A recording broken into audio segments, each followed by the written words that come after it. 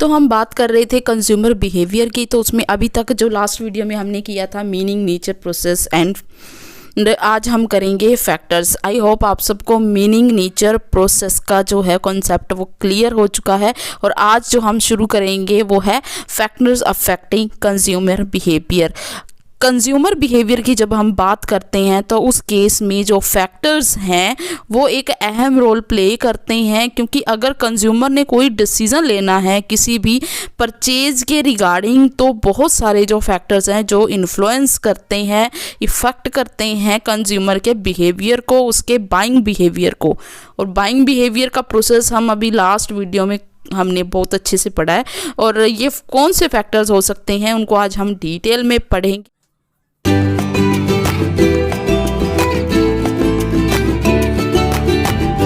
तो ये 4 factors mainly जो हैं जिनमें सम अप किया गया है फैक्टर्स को, डिटर्मिनेंट्स भी आप इनको कह सकते हैं। तो इसमें आते हैं psychological factors, economical factors, personal factors and social cultural factors. और भी बहुत सारे जो हैं इनके साथ आप को कन्फ्यूज़न होगी कि जैसे डेमोग्राफिकल हो गए या और ऐसे होंगे, तो वो इन्हीं में जो है कहीं ना कहीं कवर हो जाते हैं। तो इसी वजह से उनको सेपरेटली यहाँ पे क्लासीफाई नहीं किया गया है। सो लेट्स स्टार्ट करते हैं। वेलकम यू ऑल इन अनजान classes the commerce hub. First जो है हमारा आता है साइकोलॉजिकल फैक्टर। साइकोलॉजी को हम किसके साथ कंसर्न मानते हैं? माइंड। कोई भी कंज्यूमर है उसके माइंड में, उसकी साइकी में क्या जो काम हो रहा, क्या उसकी थिंकिंग है, ये यहाँ पे हम पढ़ेंगे। तो कहते हैं कि जो एक साइकोलॉजिकल फैक्टर है वो क्या कुछ उसमें हम इंक्लूड करके चलते हैं। तो पहले हम देखते हैं कि पर्सनैलिटी।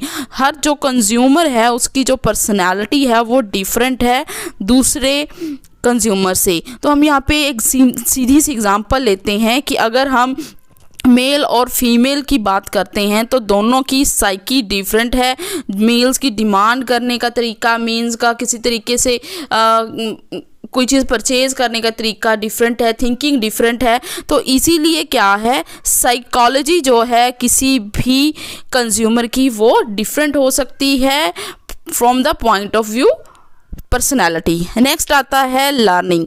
अब लर्निंग में यहाँ पे क्या है कि कई बार कंज्यूमर्स क्या होते हैं, उनको किसी तरह से कोई नॉलेज की ज़रूरत नहीं होती, वो सीधा जाते हैं और कोई भी चीज़ जो है बाय कर लेते हैं। बट कुछ कंज्यूमर्स की जो साइकोलॉजी ऐसी होती है कि जब तक वो किसी प्रोडक्ट को स्टडी नहीं कर लेते, किसी से 2-4 सजेशंस नहीं ले लेते, कुछ उसके रिगार्डिंग कोई इन्फॉर्मेशन निकाल नहीं लेते, तब तक जो है वो कोई भी चीज़ परचेज नहीं करते। तो ये भी उनकी साइकोलॉजी के ऊपर डिपेंड करता है। अगर आप 2 पर्सनस को कंपेयर कर रहे हो तो उनमें से यूँ हो सकता है कि एक बंदा जो है बहुत सोच समझ के डिसीज़न ले, पूरा उसके इन्फॉर्मेशन को अच्छे से सर्च करने के बाद डिसीज़न ले। और कई बार क्या होता है, कई सिंपली जाते हैं, 1-2 देखे और उसके बाद क्या है वो उस चीज़ को परचेज कर लेता है। तो ये फैक्टर भी जो है इन्फ्लुएंस करता है।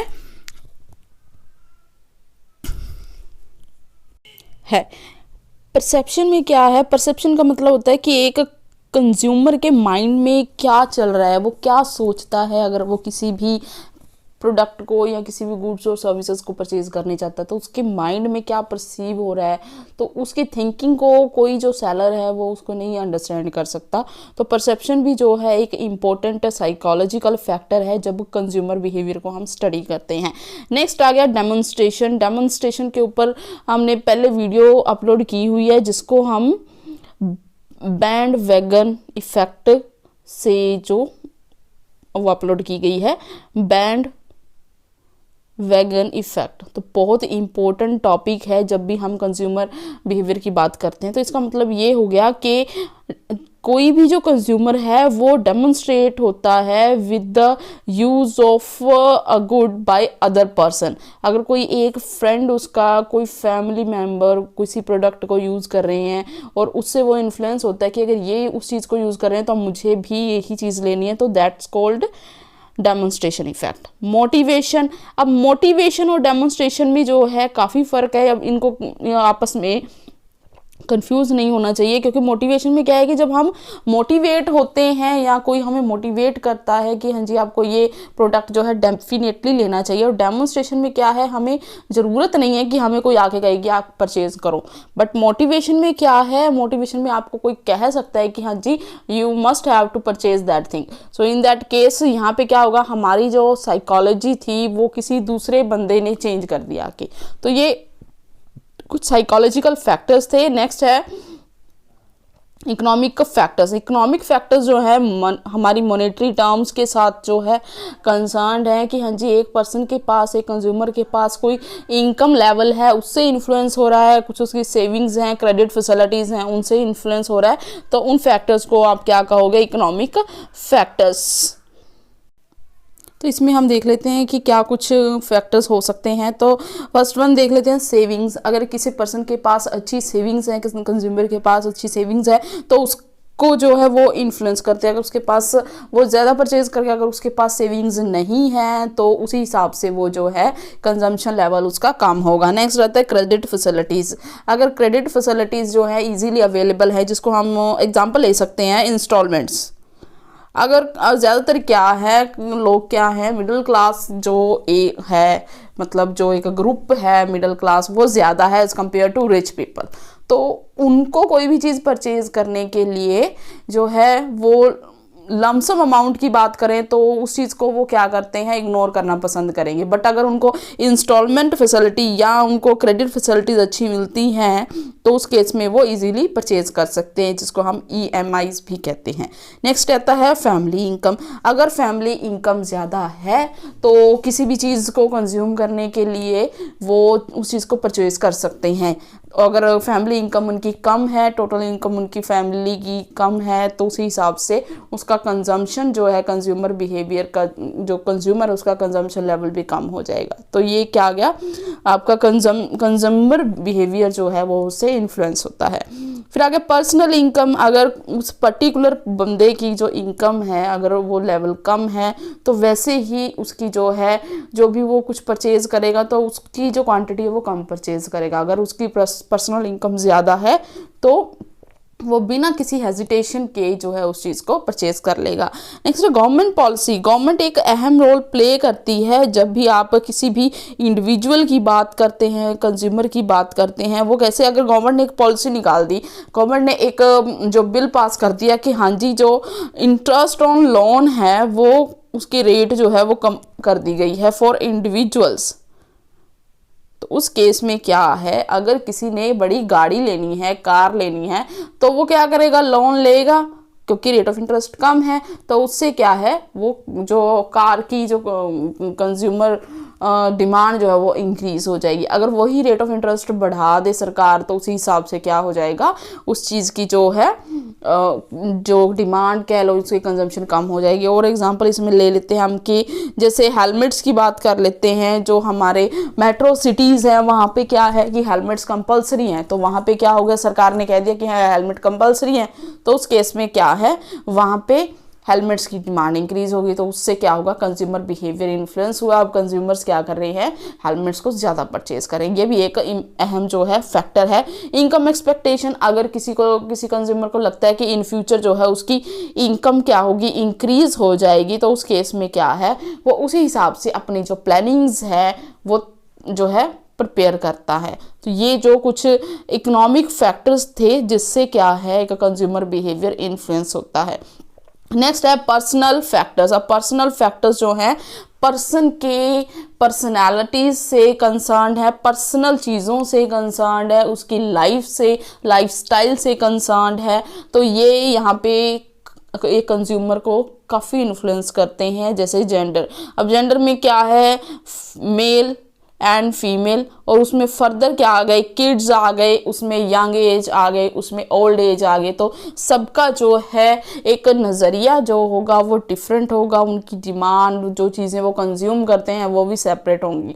तो उस हिसाब से क्या है, जो पर्सनल थी जो फैक्टर्स हैं जिसमें जेंडर आता है, जिसमें फीमेल्स की जो थिंकिंग है वो अलग से एक कंज्यूमर बिहेवियर लेवल क्रिएट करते हैं। मेन जो हैं उनकी एक अलग से जो बिहेवियर है कंज्यूमर बिहेवियर वो अलग से लेवल जो है क्रिएट होता है। किड्स का हमें मालूम है कि हाँ जी, किड्स को कोई चीज़ अगर पसंद आ जाए तो वो उसके पीछे ही पड़ जाते हैं, तो इट मीन्स उनकी जो पर्सनल फैक्टर्स हैं वो इन्फ्लुएंस करते हैं एक कंज्यूमर बिहेवियर को।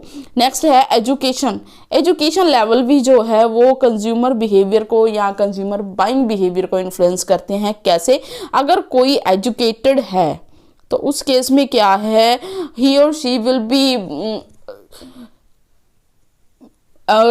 She will have a knowledge about a particular product, कि कौन सा प्रोडक्ट उन्हें लेना चाहिए, कौन सा नहीं लेना चाहिए। उनकी बार्गेनिंग लेवल भी उससे इन्फ्लुएंस होती है और वो ज़्यादातर ऐसी चीज़ों को पसंद करेंगे कि जिनकी क्वालिटी जो है अच्छी हो, चाहे प्राइस उनका कैसा भी हो। तो यहाँ पे एजुकेशन जो है ये भी आपके कंज्यूमर बिहेवियर को इन्फ्लुएंस करती है। नेक्स्ट आ गया एज एंड स्टाइल। जैसे कि अभी हमने यहाँ पे डिस्कस किया कि किड्स की, अगर आप कंजम्पशन की बात करो, अगर आप बात करते हो अपना ओल्ड एज की, जो यंग एज है, हम सबकी जो है एज और लाइफ स्टाइल भी जो है आपका इन्फ्लुएंस करता है कंज्यूमर बिहेवियर को। नेक्स्ट आगे पर्सनैलिटी। हर पर्सन की, हर कंज्यूमर की जो पर्सनैलिटी है वो सेपरेट होती है एक दूसरे से, तो वो पर्सनैलिटी जो है वो इन्फ्लुएंस करती है आपके कंज्यूमर बाइंग बिहेवियर को। जैसे हम एग्जांपल लेते हैं कि दो फ्रेंड्स हैं, उन दोनों फ्रेंड्स में जो है एक तो वेस्टर्न वियर्स को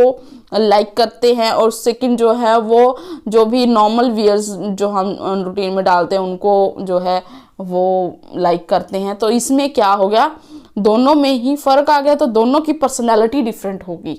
तो उनकी पर्सनालिटी डिफरेंट होने से उनकी थिंकिंग भी डिफरेंट होगी। तो ये उनका पर्सनल जो फैक्टर है ये इन्फ्लुएंस करेगा कंज्यूमर बिहेवियर को। नेक्स्ट आ गया इकोनॉमिक सर्कमस्टांसेस। अब यहाँ पे हम इकोनॉमिक सर्कमस्टांसेस को पर्सनल फैक्टर में क्यों हम इंक्लूड करते हैं, क्योंकि किसी भी पर्सन की कोई भी कंजम्पशन जो है वो किस चीज़ के ऊपर डिपेंड करती है, उसकी मॉनेटरी, जो भी उसका मॉनेटरी लेवल है, उसके पास जो इनकम है उस लेवल के ऊपर डिपेंड करती है। तो सेम यहाँ पे अगर उसके पास वो इकोनॉमिकली अच्छा है, उसके पास मनी है, इनकम है, तो उस हिसाब से उसका कंजम्पशन बिहेवियर होगा, उस हिसाब से वो कम या ज़्यादा जो है परचेज करेगा। Next is a occupation. अब कोई पर्सन ऐसा है कि जो दिहाड़ी करता है, जिसको हम कह देते हैं कि वो एक लेबरर है, तो उसका जो कंज्यूमर बिहेवियर है वो अदर जो कोई गवर्नमेंट जॉब पे है या किसी का अच्छा बिजनेस है उसके कंपैरेटिवली जो है कम होगा। तो ऑक्यूपेशन भी डिसाइड करता है, इन्फ्लुएंस करता है आपके कंज्यूमर बिहेवियर को।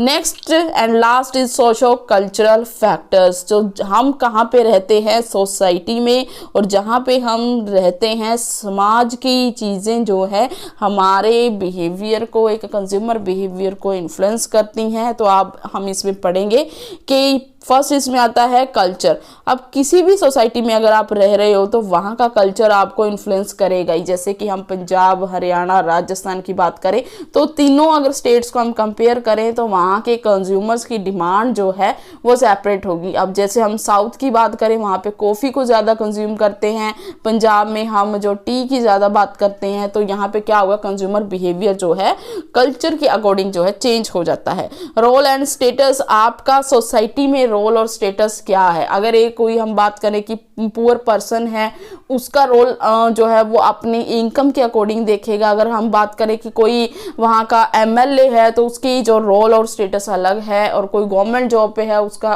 और तरीके का जो थिंकिंग है, स्टेटस है। तो मीन्स अगर हम बात करें तो इस हिसाब से क्या है, कंज्यूमर का जो बिहेवियर है वो उसके रोल और स्टेटस से भी इन्फ्लुएंस होता है कि उस सोसाइटी में उसका रोल क्या है, उसका स्टेटस क्या है। यहाँ पे किसी तरीके से किसी चीज़ को नीचा दिखाने की बात नहीं की गई, एक जस्ट एग्जाम्पल ली गई है। So don't take it as a serious. Next है कंज्यूमर्स और लाइफ स्टाइल्स। अब कंज्यूमर का लाइफ स्टाइल भी डिसाइड करता है कि उसका जो कंज्यूमर बिहेवियर है वो कैसे इन्फ्लुएंस होता है। अगर किसी कंज्यूमर को जो है ब्रांडेड चीज़ों की ज़्यादा मतलब कि हैबिट है, वो ब्रांडेड चीज़ ही परचेज करते हैं, तो उस हिसाब से उसका कंज्यूमर बिहेवियर जो है इन्फ्लुएंस होगा। अगर अदरवाइज अगर किसी को नॉर्मल चीज़ों से भी कोई दिक्कत नहीं है, वो उनको परचेज कर लेते हैं, तो उस हिसाब से उसका जो कंज्यूमर बिहेवियर है जो इन्फ्लुएंस होगा। नेक्स्ट आ गया रेफरेंस ग्रुप। अब रेफरेंस ग्रुप में आ गया भी किसी ने एक अपने फ्रेंड को कह दिया कि यार तुझे ये ही जो है शर्ट परचेज करनी चाहिए, इसका कलर अच्छा है, इसका फैब्रिक अच्छा है, इसकी क्वालिटी अच्छी है, प्राइस अच्छी है। तो ये क्या हो गया, रेफरेंस ग्रुप। जिस ग्रुप में आप रहते हो वो ग्रुप आपको कुछ बता रहा है कि हाँ जी आपको ये चीज़ जो है परचेज कर लेनी चाहिए। तो ये आ गया रेफरेंस ग्रुप। सोशल ग्रुप्स हो गया कि जो भी आपके सोसाइटी में आप जिनके साथ रहते हो, जो आपके साथ रहते हैं, जिनके साथ आपके ग्रुप्स हैं या जिनके साथ आप टाइम स्पेंड करते हो, तो उन ग्रुप्स में रहने की वजह से उनके जो विचार, जो उनके थिंकिंग्स हैं वो आप में भी आ गई। तो उन सोशल ग्रुप्स के अकॉर्डिंग जब आप कोई चीज़ परचेज करते हो तो वो जो उनकी थिंकिंग है आपके सोशल ग्रुप्स की, वो इन्फ्लुएंस करती है आपके कंज्यूमर बिहेवियर को। तो ये थी आज का हमारा consumer behaviour factors. I hope in factors से आपको काफ़ी हद तक जो है हेल्प मिलेगी, आपको समझ आ जाएगा कि हाँ जी कंज्यूमर फैक्टर्स क्या होते हैं। एक बहुत इम्पोर्टेंट टॉपिक है कि अगर हम बात करते हैं कि फाइनल पॉइंट ऑफ व्यू से, अगर आप बीबीए के स्टूडेंट हैं, एमबीए के स्टूडेंट हैं, या आप किसी भी फील्ड में मार्केटिंग पढ़ रहे हैं, तो वहाँ पे ये जो टॉपिक है वेरी मच इम्पोर्टेंट। सो आज की वीडियो में इतना ही। जो चैनल पे पहली बार आए हैं please subscribe the channel and video को लाइक शेयर करना मत भूलिए। Thanks for watching.